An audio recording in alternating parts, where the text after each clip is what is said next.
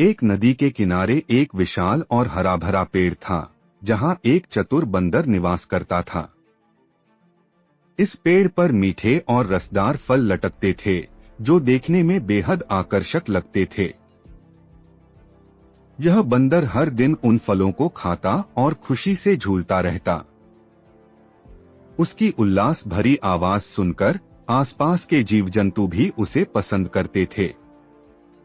एक दिन नदी में रहने वाला एक मगरमच्छ वहां आया। वह भूखा था और पानी के नीचे से उभरा। बंदर ने उसे देखा और उसकी दया पर आकर बोला, दोस्त, ये मीठे फल खाओ, बहुत स्वादिष्ट हैं। मगरमच्छ ने पहले झिझकते हुए फल खाए और फिर उसे बहुत अच्छे लगे। बंदर की उदारता ने उसे खुश कर दिया। अब वह रोज बंदर से मिलने आने लगा।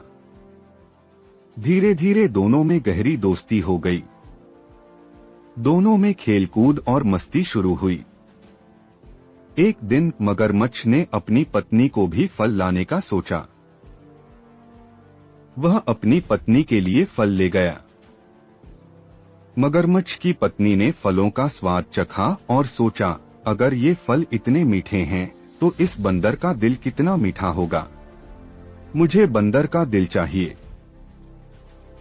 उसने अपने पति से कहा, तुम्हें उस बंदर का दिल चाहिए ताकि मैं इसे खा सकूं। मगरमच्छ पहले तो घबरा गया, लेकिन पत्नी के कहने पर उसने बंदर को धोखे से बुलाने का निर्णय लिया। उसने कहा, सुनो दोस्त, मेरी पत्नी ने तुम्हें भोजन पर बुलाया है, चलो मेरी पीठ पर बैठ जाओ। बंदर खुशी खुशी मगरमच्छ की पीठ पर बैठ गया। वह सोचा करता था कि यह दोस्ती का एक और नया मजा है। मगर जब वे नदी के बीच पहुंचे, तब मगरमच्छ ने अचानक सच्चाई बताई। सुनो, मुझे तुम्हारा दिल चाहिए। यह सुनकर बंदर घबरा गया। उसकी समझ में नहीं आ रहा था कि अब क्या करे। लेकिन उसने तुरंत बुद्धि लगाई और कहा, अरे, तुमने पहले क्यों नहीं बताया? मेरा दिल तो पेड़ पर ही रखा है। चलो मुझे वापस ले चलो, मैं दिल लाकर देता हूं। मगरमच्छ उसकी बातों में आ गया।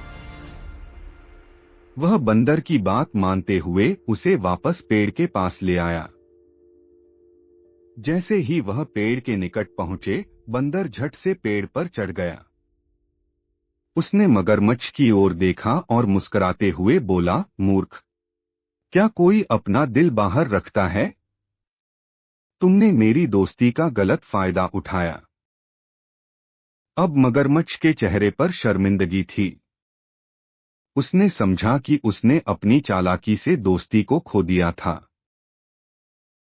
इस कहानी से हमें यह सीखने को मिलता है कि संयम, बुद्धि और चतुराई कठिन परिस्थितियों में भी हमारी जान बचा सकती हैं। कभी भी किसी पर विश्वास करने से पहले सोच समझ लेना चाहिए। मुश्किल हालात में हमें अपने दिमाग का सही इस्तेमाल करना चाहिए।